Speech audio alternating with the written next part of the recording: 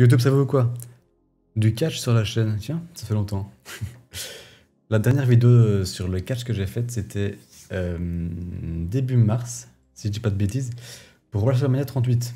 Donc ça date un peu. J'ai une explication pour cette longue absence. Sachant que WrestleMania a duré 2 nuits différentes, que chaque show était long, c'était genre 3h30 chaque show. On est déjà à 7h de WrestleMania, c'est long, c'est trop long. Plus Takeover, on rajoute peut-être 2 heures, on va dire 9 heures de catch. C'est long à regarder, à rattraper. Derrière les shows se sont enchaînés, donc Raw, SmackDown, ils se sont pas arrêtés pour moi, hein, ils ne veulent pas m'attendre. Depuis WrestleMania, j'ai pris beaucoup de retard sur les shows. J'en suis arrivé peut-être même à 2 mois et demi de retard. Donc évidemment, je peux pas pronostiquer quelque chose que j'ai pas vu. J'ai eu une nouvelle occupation, j'ai repris le sport. Je pense que ça se voit un peu, j'ai pris 10 kilos. Je pense que ça se voit un peu sur mon visage. Je suis pas gros, mais j'ai pris quand même. Là aussi, un peu. Ouais, vas-y, flex. Aujourd'hui, le retard est rattrapé, je suis à jour dans le catch, enfin. Je peux désormais pronostiquer le prochain pay-per-view qui a lieu ce samedi, Extreme Rules. Je vais pas vous faire attendre, on démarre ça tout de suite. Let's go.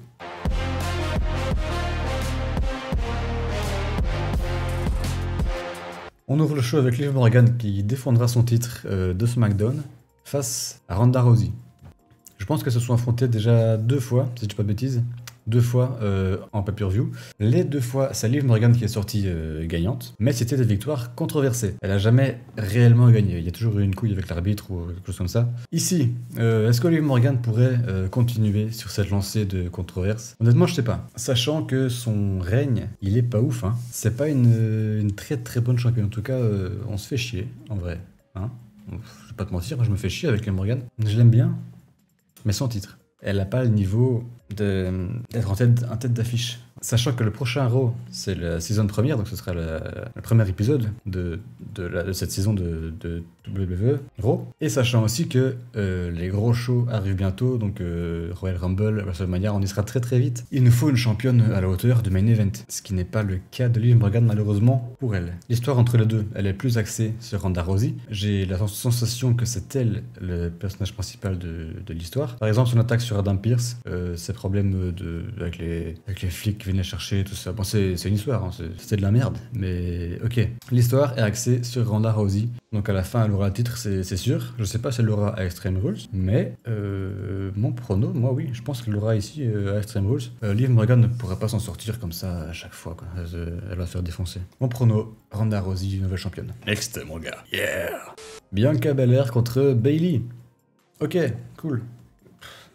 Bianca Belair contre Bayley pour le titre de Raw. Que dire sur ce match? Ce sera un match de l'échelle déjà. Le règne de Bianca Belair, pour moi, il est long. Je commence aussi à me faire chier, comme pour Liv Morgan en fait. Je commence à me faire chier. En vrai, il faudrait un petit peu de changement dans le titre. Bayley, depuis ce retour, elle cartonne. Hein. Je détestais Bayley, mais très très fort. Là, ok. J'aime bien. J'aime bien la tournure des événements avec ces 2 partenaires, Io Sky et Dakota Kai. C'est marrant ça. Io Sky, Dakota Kai, Dragon Ball Budokai. Ce sera donc un combat de l'échelle, ce sera un combat bien sympa à suivre en tout cas. Il faut choisir une gagnante en tout cas. En vrai, c'est à peu près le seul match où je sais pas quoi dire.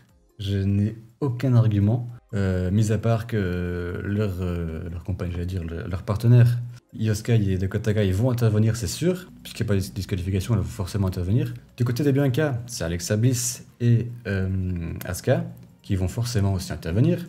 Elles vont se taper dessus entre elles. Ça va être la merde. C'est tout ce que je peux dire en fait sur ce match. Je sais pas. J'aimerais que Bayley gagne en tout cas. Mon avis personnel, j'aimerais que Bayley gagne. Comme ça, elle pourrait dominer la division féminine de la WWE, un peu comme la Bloodline. Bon, rien à voir, hein, mais un petit peu comme ça, avec tous les titres. Quand ça, Bayley sera championne, il y a les championnes par équipe avec elle. C'est bien, moi, ça me plairait. Mais comme j'ai déjà pronostiqué que Ronda Rousey gagnait juste avant, est-ce que les 2 titres principaux des femmes changeraient le même soir? C'est ça que... J'aimerais mettre Bayley gagnante, en tout cas. Mais vu mon pronostic pour Ronda Rousey, ça m'étonnerait qu'il y ait 2 changements majeurs en fait dans le même show. Donc là, je vais quand même partir sur Bianca Belair. grâce à Asuka et Alexa Bliss en tout cas. On part sur un Fight Pit match. Ça va être cool. C'est la première fois qu'on a un Fight Pit dans l'ère moderne, du roster principal en tout cas. On en a déjà eu 2 chez NXT. C'était Riddle, je crois que c'était contre Timothy Thatcher, si je dis pas de conneries. Et on a eu Ciampa contre Thatcher aussi. Ici, c'est bien. Chaque match a une stipulation. Ce Extreme Rules sera extrême. Et c'est bien. Ça, Vince, il aurait pas mis ça. Hein. Toutes les stipulations là. Vince, il aurait peut-être mis un match Extreme Rules. Et c'est tout. L'arbitre principal du combat, ce sera Daniel Cormier, le Hall of Famer de l'UFC. Daniel Cormier. Il y avait des rumeurs déjà il y a un an, je pense. Il y avait des rumeurs qui disaient qu'il commencerait peut-être bientôt à la WWE. Donc, est-ce qu'il serait là juste pour faire l'arbitre ou est-ce qu'il serait là pour taper quelqu'un Honnêtement, je vois pas Daniel Cormier ne rien faire. Juste faire l'arbitre, faire un square, non. Non, il y aura quelque chose avec lui. Sur qui, je sais pas. Mes plans, pour moi, ce serait Daniel Cormier contre Bobby Lashley à Royal Rumble. Moi, je pose ça là. On verra. Pourquoi j'amène Bobby Lashley là-dedans? Bah tout simplement parce que Seth Rollins l'a attaqué la semaine passée et l'a provoqué la semaine d'avant. Je pense que ce combat avec Riddle, c'est pour préparer l'avenir, pour préparer la nouvelle rivalité entre Seth Rollins et Bobby Lashley pour le titre des États-Unis. Faire perdre Rollins ici, ça la décrédibiliserait pour la suite. En tout cas, s'il veut le titre des... J'arrive pas à le dire. S'il veut le titre des États-Unis, s'il perd là, bah non. Donc c'est la seule et unique raison pour laquelle je mettrais Rollins gagnant. Je sais pas ce que Daniel Cormier ferait dans le match. Très honnêtement, je comprends pas ce que Daniel Cormier va foutre un arbitre. C'est bien, mais j'ai du mal à imaginer ce qu'il va faire. Juste être arbitre, non. Non, ce serait bête. Ce serait inutile. Il y aura quelque chose. Avec Lashley, je pense. En tout cas, ça va être un match énorme. Ça, je le sens, ça va être 4 étoiles. Je mets Seth Rollins gagnant pour la seule et unique raison que il y a une histoire qui se prépare avec Lashley pour le titre. C'est tout. Drew McIntyre contre Karrion Kross dans un strap match. Strap match, ils sont attachés par une grande... Enfin, c'est pas une corde, c'est un strap. Je sais pas comment ils sont en français. En tout cas, ils sont attachés par une grande corde. Je pense honnêtement que le gagnant de ce combat-là sera le challenger numéro 1. Pour l'un des titres de Roman Reigns. McIntyre, il a déjà eu sa chance plusieurs fois, il a déjà perdu plusieurs fois.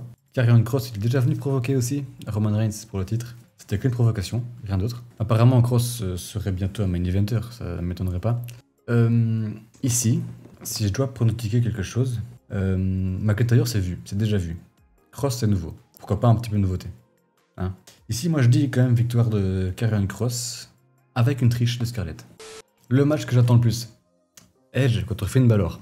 2 catcheurs qui font partie de mon top 3 en fait, des catcheurs préférés, dans un high quit match. C'est quand même un pay-per-view difficile à pronostiquer, je trouve. Mais c'est chouette que ça dure à pronostiquer. En tout cas, c'était plus facile avant avec Vince. Ici, on a des matchs inédits, des matchs cool. Du côté de Finn Balor, on a le Judgment Day. Du côté de Edge, on a Rey Mysterio. Et encore, ils sont un petit peu... Hein, et c'est tout. Attends, il y a quelqu'un d'autre de leur côté ou pas? Je réfléchis, je crois pas. Hein. Il est tout seul, hein. Qui viendrait aider Edge? Par Rey Mysterio qui se fait encore avoir par Dominique qui fera tape-moi, comment tape-moi, allez.